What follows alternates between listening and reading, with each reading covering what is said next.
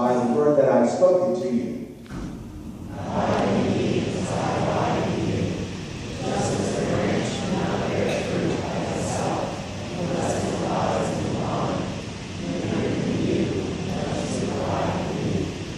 The vine, you are the branches. Those who abide in me and I in them bear much fruit, because apart from me, you can do nothing. Whoever does not abide in me is thrown away like a branch and withers. Such branches are gathered, thrown into the fire, and burned.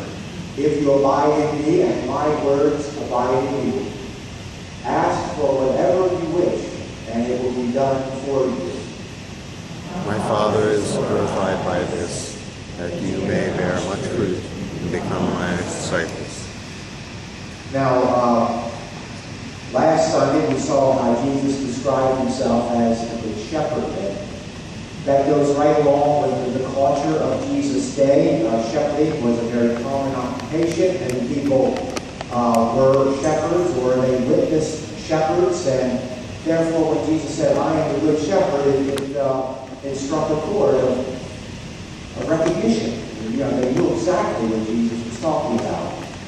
Now today, in chapter 15 of John's Gospel, which we just read, verses 1 to 8, Jesus is describing himself again in a very familiar image that would be picked up on very quickly by his disciples and by everybody in his time and culture, because he was using an image from horticulture. He was using the grapevine, the vine dresser, the vine grower.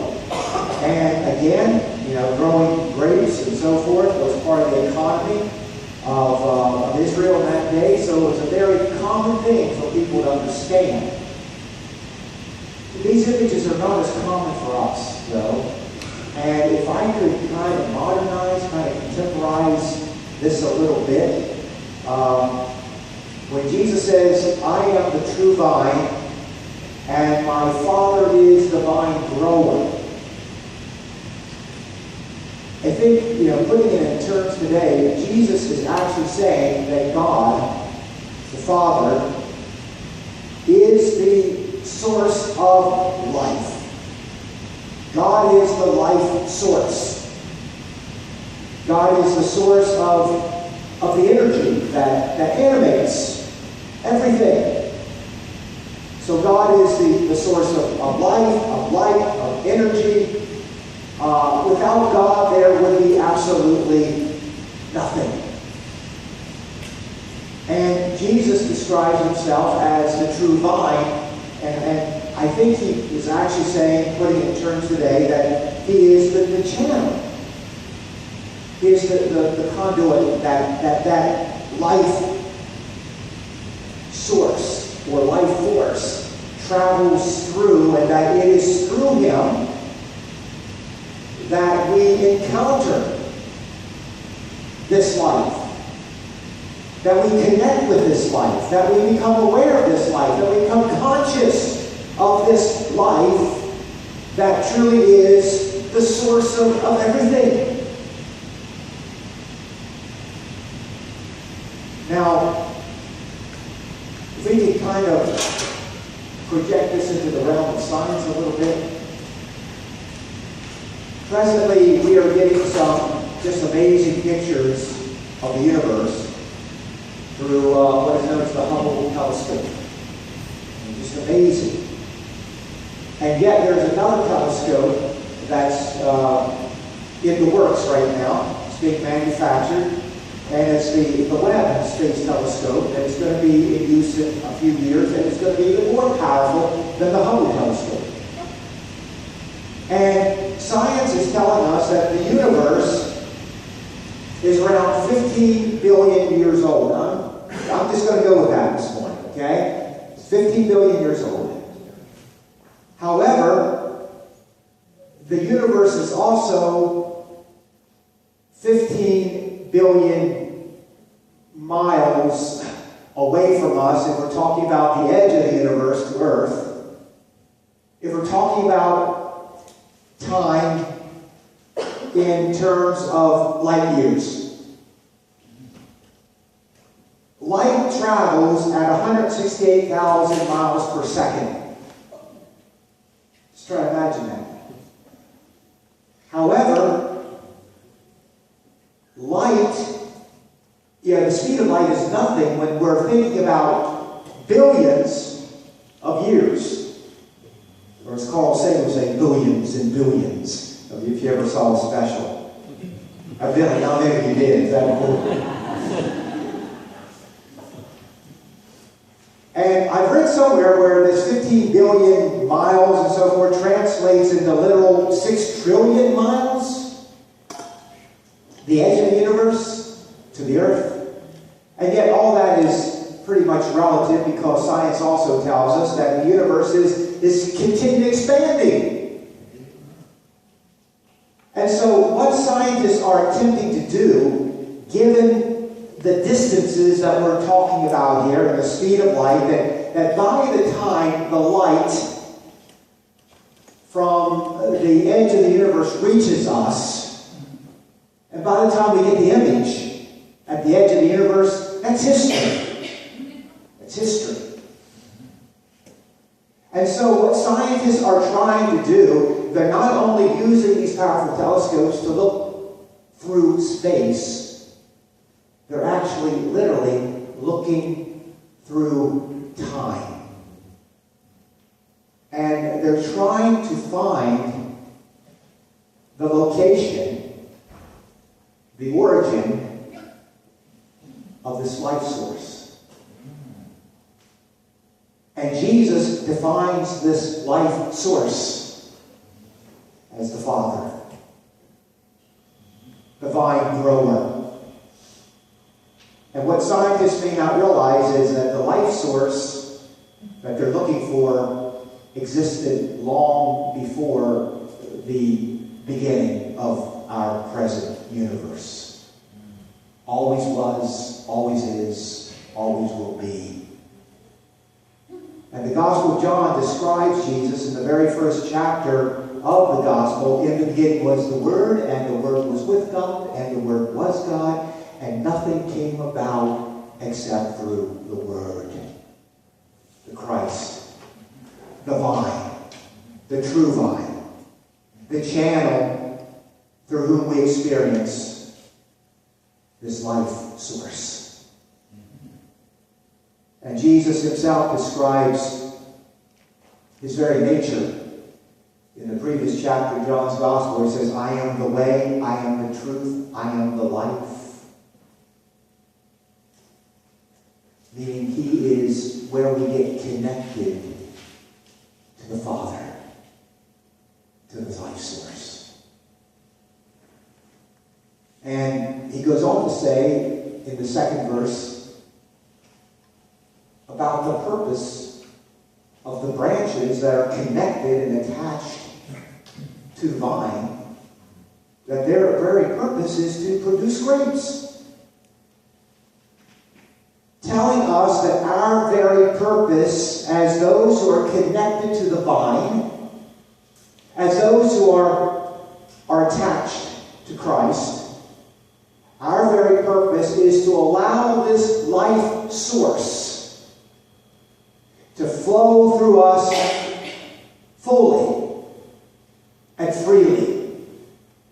That indeed is our purpose, to bring forth God's fruit or God's life. And Jesus says that in order for this to happen, God has to prune us, or cleanse us. And it's the same Greek word that we get in the English words prune and cleanse. In other words, the vines have to be cut back. Now, those of you who plant flowers or plants of any kind, you know that the dead part of the plant has to be continually cut away so that the nutrients get to where they need to be so that that plant can continue to grow. And Jesus says in order for us to allow the life force, to allow God's life to flow through us, we need to be cut back. And what that means our egos need to be cut back. You know, a good way to think about the ego is through the acronym EGO, edging God out. Edging God out. That's what our egos do. That's what we do. We say, we want to be the center of our universe. We want to be the source of our lives. We want to do things the way we want to do them. And yet Jesus says that is the very thing that's going to prevent God's life from flowing through us. And therefore the ego, our self-centeredness, needs to be cut away. And how is this done? Well, he says that you have been cleansed by the word that I've spoken to you. The word.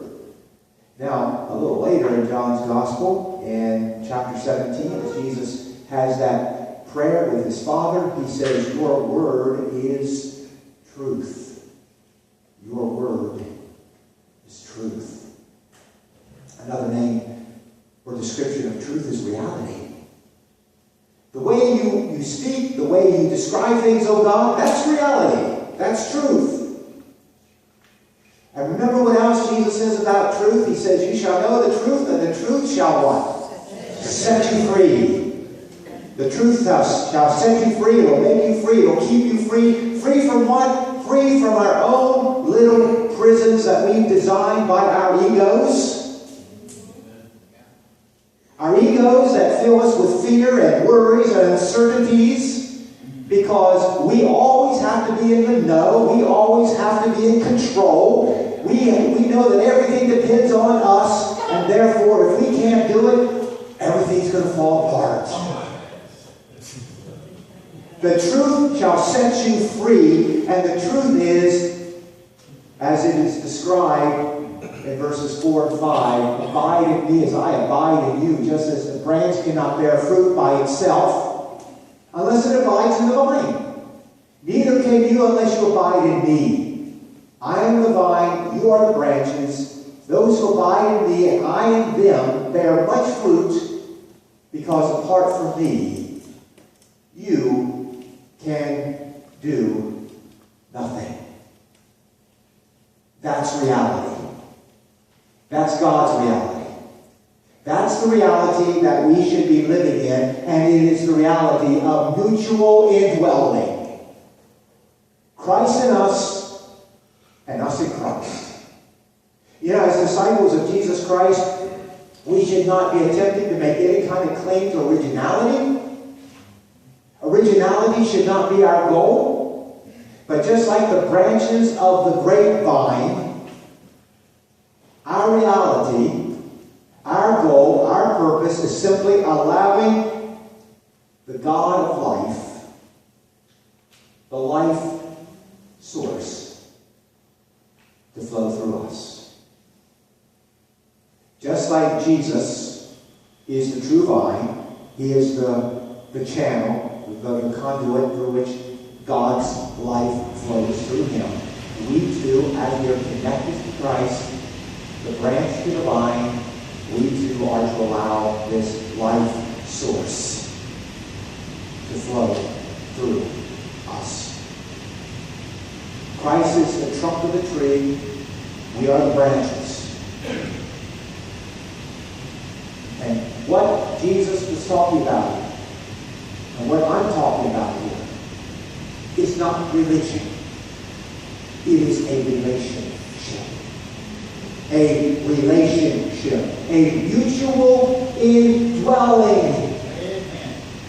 I'm not talking about conformity rules and regulations and rituals, but I'm talking about the cultivating of a communion. A communion with Christ. This communion with Christ has been referred to as a transforming friendship. A revolutionizing relationship.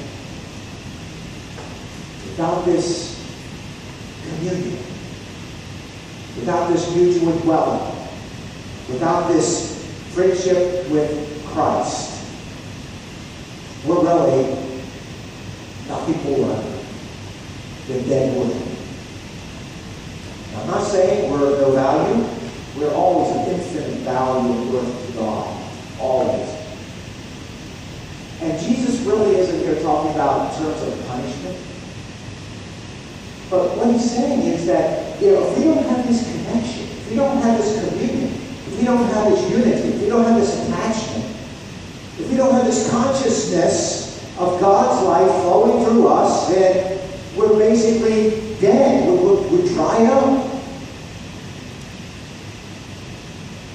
It's like the arteries of the heart being blocked, keeping that vital blood from getting to that organ so that there can be life.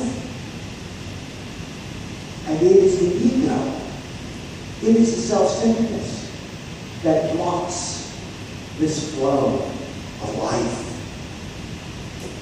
in our souls. God's life. And Jesus says, toward the end of our passage here that we're looking at this morning, he says, if you have this kind of unity, if you have this mutual relationship, if you have this kind of communion, if he is in you and you are in him, look what he says, beginning in verse 7. If you abide in me and my words abide in you, ask for whatever you wish, and it will be done for you. My Father is glorified by this, that you bear much fruit and become my disciples. Okay, we hear that phrase, ask for whatever you wish for. Ask whatever you will, and it will be done for you. Okay, what's running through your minds right now? What are you going to ask for? What we have to keep in mind, though, is that promise is conditional. It's conditioned by the very first thing that Jesus says, if you abide in me and my words abide in you. Only then are you able to ask,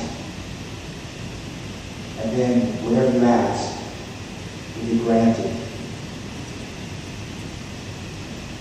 Again, we're getting back to this mutual abiding. Many years ago, a very wise saint, St. Augustine, wrote, love God and then do whatever you wish. Love God and then do whatever you wish. We can apply that to our prayer life. Love God and then ask for whatever you wish. In other words, our prayers, our requests are to be determined and they're to be guided by our love for God. So let me ask you, is our prayer life centered on us, on our egos, on our self-centeredness, on our wants, our desires, our wishes?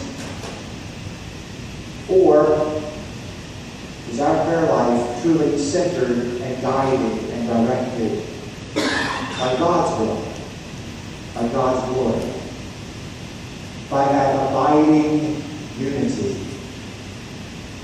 that revolutionizing relationship that we have with Christ?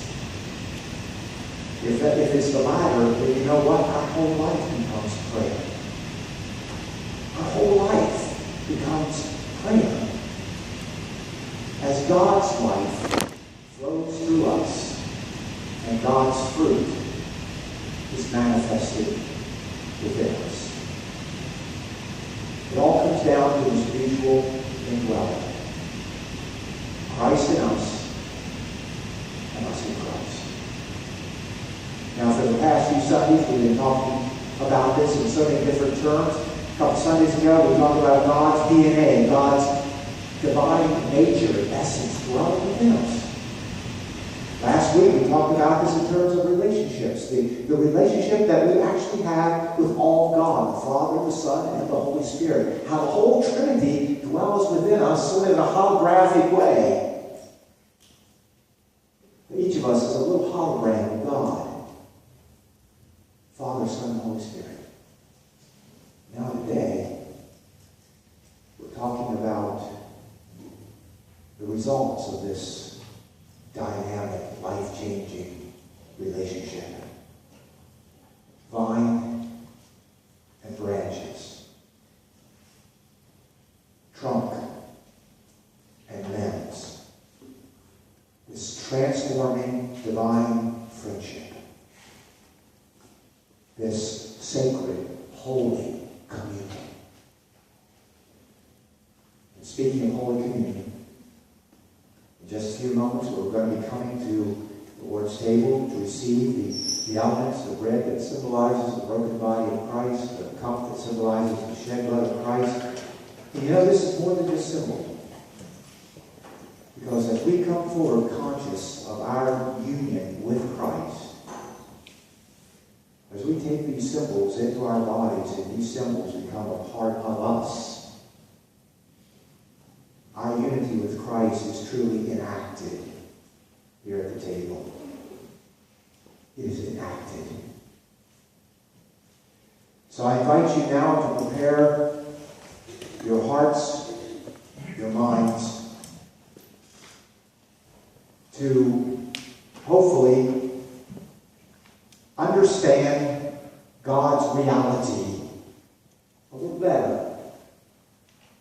As you not only hear the truth, but you also hold the truth, you hold the reality in your hands, and you take this into your body as well as your soul.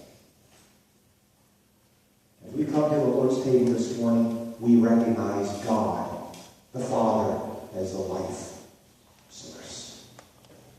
Jesus is the channel. The Holy Spirit is the reality of all of this. And may God make this our reality today in this dynamic divine union, this holy communion.